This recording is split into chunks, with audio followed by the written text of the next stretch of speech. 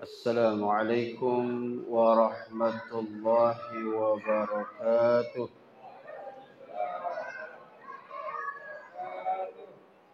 بسم الله الرحمن الرحيم.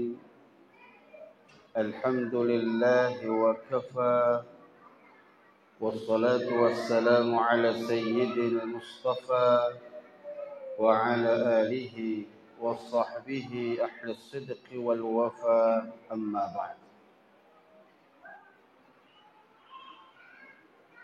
Jamaah salat Isya dan Tarawih, kaum bapak, kaum ibu, hadirin hadirat rahimakumullah.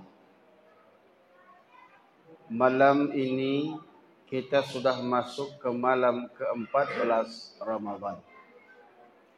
Tinggal 1 hari lagi kita sudah berada di pertengahan Ramadan. Sungguh tak terasa. Perasaan baru saja kemarin kita berjumpa di malam ke-8 Ramadan. Hari ini kita jumpa lagi sudah malam 14 Ramadan. Banyak saya tanya kawan-kawan, merasa Ramadan tahun ini kok cepat kali gitu. Itu mungkin tanda-tanda kiamat udah mau dekat. Ibu bapak hadirin hadirat rahimakumullah. Malam ini saya mau bicara santai, menyampaikan materi dari sebuah kisah cerita yang dialami oleh seorang hamba Allah. Ada seorang hamba Allah yang orangnya biasa, pekerjaannya hanya menjual tahu. Tahu yang dijual. Setiap hari dia membawa dagangannya ke pasar. Kalau kita pajak lah. Pekan kalau orang Kutacane bilang. Dan setiap dia pergi ke pekan itu harus pakai angkot. Nah, ini orang Medan nih, angkot. Dan angkot yang lewat dari kampung dia menuju pekan pajak tadi hanya satu-satunya. Enggak dua. Dan waktunya pun hanya sekali berangkat, sekali pulang. Kalau lewatlah dia, enggak bakal naik angkot lagi dia. Nah, kelebihan orang ini, hamba Allah tadi, setiap dia keluar dari rumah membawa dagangannya, dia senantiasa mengangkat tangan ke langit. Berdoa kepada Allah Subhanahu wa taala, "Ya Rabb, saya mau ikhtiar untuk urusan keluarga saya. Lindungi saya, murahkan rezeki saya, lariskan dagangan saya, berkat-Mu ya Rabb." Itu setiap hari dia berdoa kepada Allah. Tiada pernah absen, tak pernah lupa. Suatu hari Allah uji dia. Satu lagi identitas. Ketika dia mau ke pasar besar, itu dia melewati pematang sawah. Dan kebetulan sore kemarin itu keras hujan. Jadi jalannya agak licin, becek. Begitu dia habis berdoa kepada Allah seperti biasa, diangkatnya tahunya di atas kepalanya, dia jalan di atas pematang sawah. Ini ujian mulai datang. Terpeleset kakinya karena licin. Semua barang dagangan jatuh ke bawah, hancur berantakan, tak bisa disatukan lagi dan tak mungkin dijual. Apa yang terjadi? Saat itu sifat hayawan, sifat manusiawinya muncul. Dia merepet, dia ngeluh, bahkan dia menyalahkan Allah. Padahal dia setiap hari berdoa, "Ya Rabb, saya selalu bermunajat kepada Engkau. Saya selalu bermohon kepada Engkau. Tapi kenapa ujian ini kok tiba ke saya ya Rabb? Kalau ini saya terlambat, otomatis saya tidak ada bisa ikhtiar untuk keluarga saya. Saya tak tahu apa yang akan kami makan hari ini ya Rabb." Nah, singkat cerita Bapak Ibu, dia pungut semua apa yang tadi jatuh. Dikumpulkan di sebuah tempat, bawa balik ke rumah. Sampai di rumah, Allah sekejap saja menguji dia. Lantas Allah jawab apa yang menjadi keraguan tadi. Terdengar berita sayup-sayup sampai juga ke telinga dia. Apa yang terjadi? angkot yang satu-satunya yang lewat tadi, yang harusnya dia naik ke situ, terjadi kecelakaan dan semua penumpang angkot itu meninggal dunia. Apa yang terjadi? Sujud dia, tersungkur dia, minta ampun dia, mohon maaf kepada Allah Subhanahu wa taala karena sempat menyalahkan takdir Allah. Padahal secara tidak langsung Allah sayang kepada dia. Allah beri ujian sehingga dia tidak ikut dalam musibah itu. Akhirnya dia terus beristighfar, mohon ampun kepada Allah. Dan dia ujungnya berkata, "Ya Rabb, kalaulah atas kesalahan saya tadi engkau tak beri rizki kepada hamba hari ini, saya ikhlas ya Rabb. Karena keteladoran hamba hari ini sampai menyalahkan engkau ya Rabb, engkau tak beri aku rizki hari ini ya Rabb. Saya ikhlas ya Rabb asal engkau ampunkan." Allah yang Maha Rahman, yang Maha Rahim, yang Maha Ghafur, yang Maha segalanya, tak benci kepada hambanya. Apa yang terjadi? Sore-sore ada seorang yang datang ke rumah. Ketuk pintu, nanya, "Mana tokeh tahu di sini mana?" Ditunjuklah rumahnya. Dia berkata, "Wahai Bapak, saya mohon maaf. Saya memang penjual tahu, tapi hari ini rezeki saya tidak ada. Tahu saya tidak ada yang bisa saya jual karena sudah terlanjur jatuh ke tanah, berantakan, hancur, tak bisa dibeli, tak bisa dijual." Apa kata yang mau beli tadi? "Saya mau beli tahu bukan untuk saya konsumsi, Ibu. Saya beli tahu untuk pakan ternak saya. Saya mau beli tahu yang hancur tadi semua saya borong." Allah Karim. Tahu yang tadi sudah tidak ada harapan membawa rizki. Ditambah lagi dia lupa kepada Allah. Ternyata Allah sayang. Tahu yang tadi tidak bisa lagi secara kasat mata membawa rizki apa-apa. Ternyata diborong habis oleh orang pembeli. Dengan tujuan memang bukan untuk konsumsi manusia. Tapi pakan ternaknya. Allahu Akbar, subhanallah. Apa yang bisa kita ambil pelajaran dari sini? Ada dua. Yang pertama, jangan pernah lupa doa kepada Allah. Dalam kondisi apapun, dalam situasi apapun, jangan pernah lupa berdoa kepada Allah Subhanahu wa taala. Doa adalah kekuatan kita. Baik dalam keadaan sempit, jangan lupa doa kepada Allah. Ibu, Bapak, apalagi saat ini bulan Ramadan. Banyak tempat-tempat yang mustajab. Banyak tempat-tempat yang sebenarnya mustajab. Kadang-kadang kita lalai, kita nggak tahu. Contoh, ketika turun hujan. Ibu-ibu, ada hujan turun, ibu punya jemuran. Kalau hujan turun, apa yang pertama sekali ibu lakukan? Pasti angkat jemuran, kan? Angkat jemuran boleh, tapi sebenarnya ada yang kita lupakan, ibu-ibu. Kata Rasul, saat turun hujan doa mustajab. Adakah pernah kita bermimpi teringat ke situ? Adakah kita teringat ketika datang hujan lebat? Apa yang ada? Ngupat kita.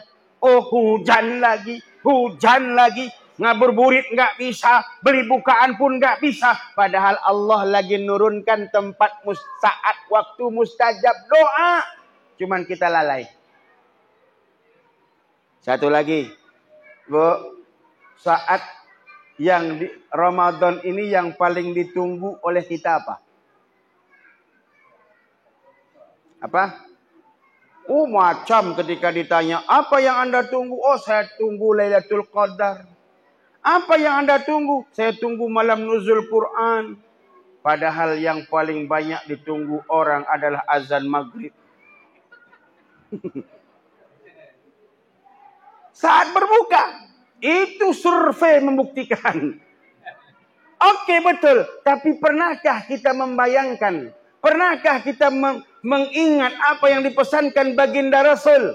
Bahwa salah satu tempat mustajab doa adalah ketika berbuka puasa.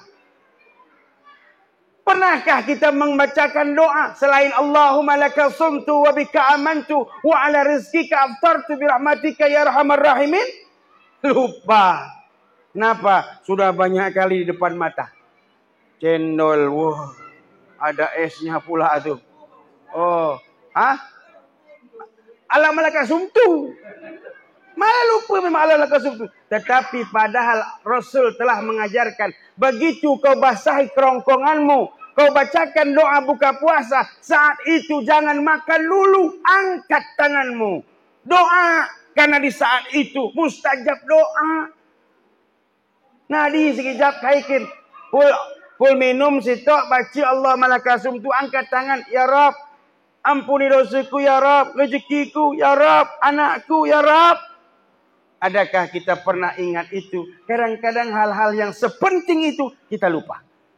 Maka saya ingatkan kaum bapak, kaum ibu, ayo mulai pagi ingat nala. Pul buka sekejap, ulang tapi angkat tangan sekejap, doa. Apa yang doakan? Doakan yang terbaik apa menurut kita, kebutuhan kita. Walaupun Allah sudah tahu itu. Tuh, ini Ramadan tempatnya. Itu yang pertama, jangan lupa doa. Yang kedua dari kisah tadi yang bisa kita ambil apa? Ingat, jangan pernah berburuk sangka kepada Allah. Bukankah Allah telah mengatakan, asa an tuhibbu syai'an wa huwa syarrul lakum, wa asa an takrahu syai'an wa huwa khairul lakum. Boleh jadi kalian membenci sesuatu, padahal yang kalian benci itu baik bagi kalian menurut Allah. Boleh jadi kalian mencintai sesuatu, padahal yang kalian cintai itu tak baik bagi kalian menurut Allah. Ini yang kadang-kadang kita tidak tahu. Ada orang yang saking mangkalnya menyalahkan Allah, padahal Allah punya rahasia di balik itu. Allah punya rahasia baik untuk kita. Nah, ibu bapak, maka setiap hari kita senantiasa dawamkan diri ini untuk senantiasa beristighfar kepada Allah Subhanahu wa taala. Barangkali hati kita sering lupa kepadanya. Barangkali hati kita mulai sering lupa kepadanya. Maka perbaharui lagi. Apalagi ini bulan Ramadan, bulan ibadah, bulan beramal. Ingat, Rasul pernah bersabda ada 4 golongan yang dirindukan surga.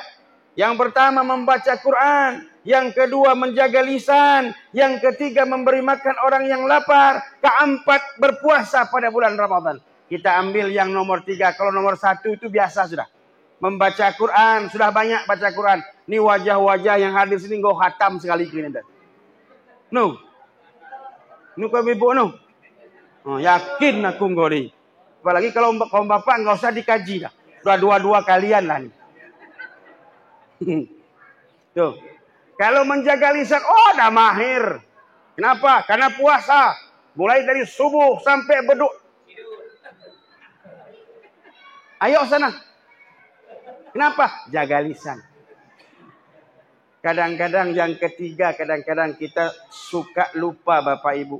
Bahwa ada satu amalan yang sangat besar manfaatnya. Dan itu menjadikan kita rindu kepada surganya, dirindukan surganya Allah. Apa itu? Empati, simpati, suka berbagi. Rasulullah SAW sangat mencintai orang-orang yang lemah. Kenapa Allah dan Rasul mensyariatkan puasa? Mengharuskan kita harus lapar. Mengharuskan kita tak minum, harus haus. Agar kita diajarkan dan diuji. Serta diberikan pelajaran tadris wa ta'lim. Tarbiyah Ramadan. Agar kita paham bagaimana tak enaknya lapar. Bagaimana tak enaknya haus. Itulah yang selalu dirasakan oleh saudara-saudara kita. Yang fakir, yang miskin, yang yatim piatu. Kita nggak makan hanya 1 bulan. Itu pun siang. Malam mah bebas. 1 bulan kita nggak boleh minum.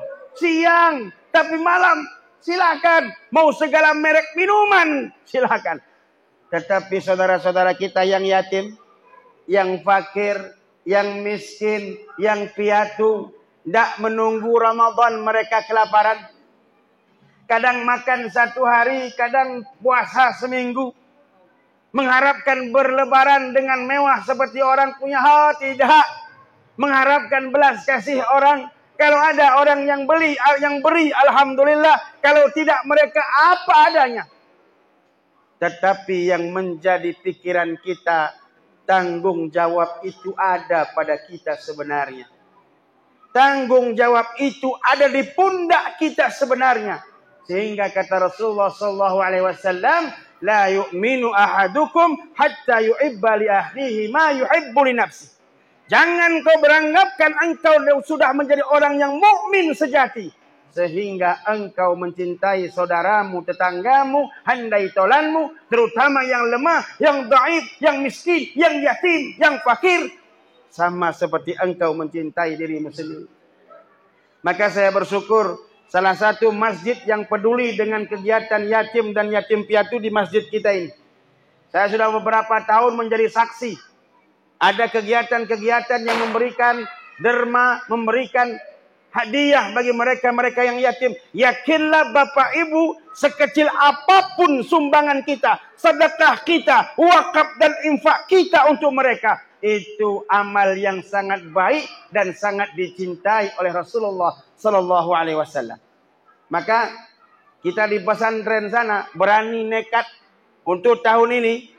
Siapa yang anaknya yatim piatu, silakan daftar gratis dari awal masuk sampai tamat. Dan siapa yang yatim, bayar separuh. Siapa yang mu'allaf orang tuanya, bayar separuh. Nggak usah pikir. Asal mau untuk beribadah kepada Allah Subhanahu wa Ta'ala. Kenapa? Karena inilah nanti yang jadi saksi di hadapan Allah Subhanahu wa Ta'ala.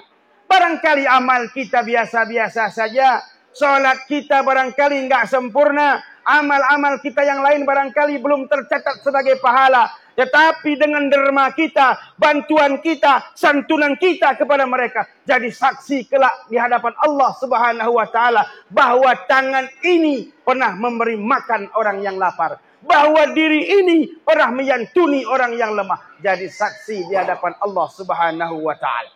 Sehingga kata Rasul, saya bersama orang-orang yang menyantuni anak yatim hakadha, kata Rasulullah. Bagaikan dua jari ini. Jauh tidak? Tidak. Maukah kita nanti bersama Rasul dalam surga? Mau dekat dengan Rasul di surga? Periksa saudara-saudara kita. Ada anak fakir, ada anak miskin. Sayangi dia.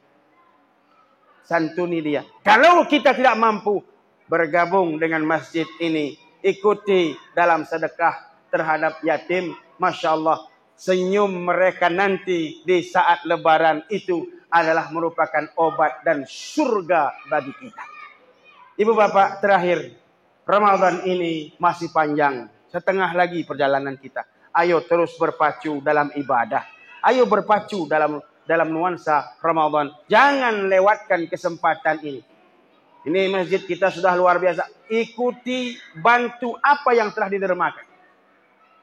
Mudah-mudahan kita semua terhitung kepada hamba-hamba Allah yang betul-betul dicintai oleh Allah dan Rasulnya. Dan kelak kita mendapat titel la'allakum tattaqun. Mari kita laksanakan salat tarawih. Mudah-mudahan fadilah semuanya didapat oleh kita semua. Hadanallahu wa iyyakum ajma'in. Assalamualaikum warahmatullahi wabarakatuh.